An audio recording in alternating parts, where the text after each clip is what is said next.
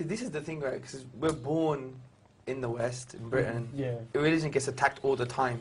You have Richard Dawkins. You've heard of Richard Dawkins, yeah? Yeah. Yeah, I call him Richard Dawkins, yeah?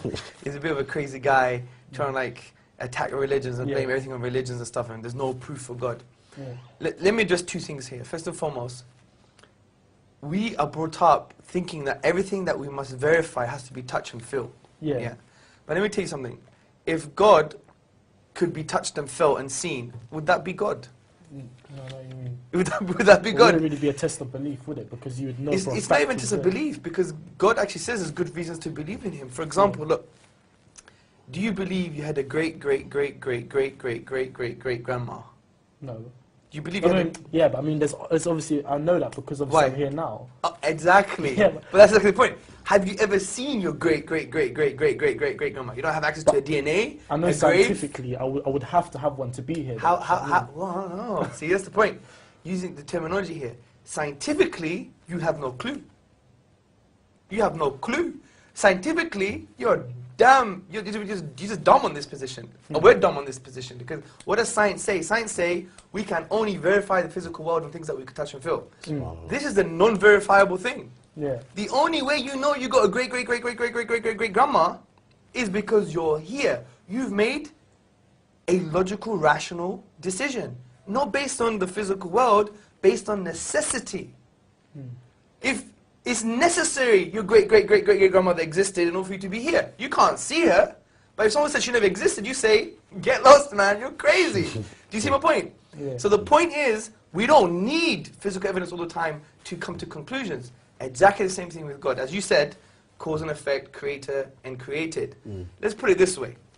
Everything in the universe, dude, that begins to exist, okay, if I just popped like this, here I am, I just popped into existence, has a cause. You know it must have came from somewhere. Everything that begins, that starts to exist, always has a cause. Number two, the universe, without a shadow of a doubt now, began to exist. Based on philosophy, mathematics, Big Bang. You know about the Big Bang, yeah? Yeah, well, yeah. It's not that thing after too many curries, right? Yeah, the Big Bang, okay? So from all this, we know the universe began to exist. So what logically follows? Therefore, the universe has a cause. So we just say, right, without a doubt, we know the universe has a cause. What is the nature of this cause?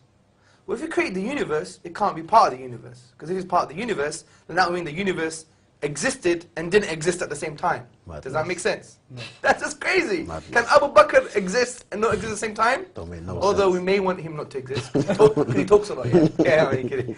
So there's that. It must be one. Because they're knocking on the door, we don't assume there's Manchester United football team behind the door, right? We say it's one person, isn't it? Yeah? It's the most logical explanation.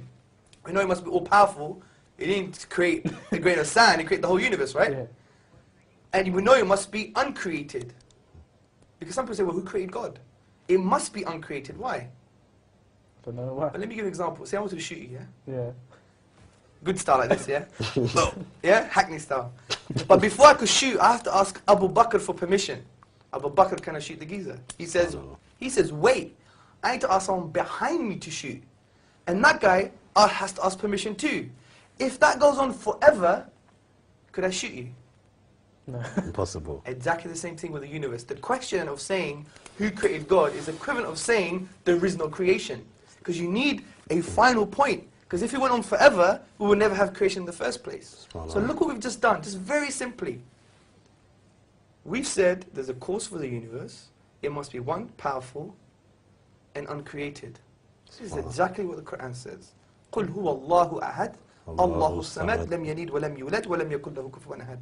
Say God is one, unique, eternal, self-sufficient. He begets not, nor was he begotten. He's uncreated. And there is nothing like him. He's immaterial. He's outside of the universe. Yeah. So just using our aql in Islam is our intellect.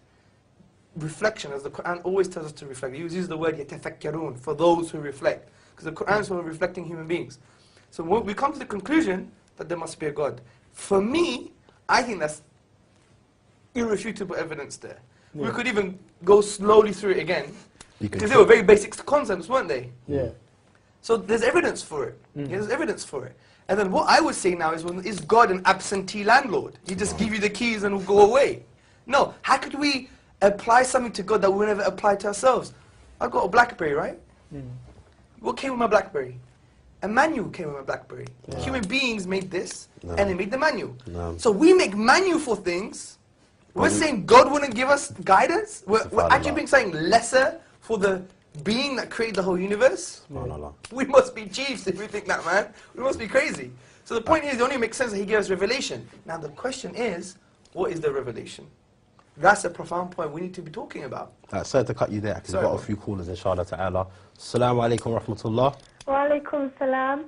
My name is Ikra and I'm calling from London. MashaAllah. MashaAllah, Hamza, you're an inspiration for us all, and I have a question for Brother Gregory.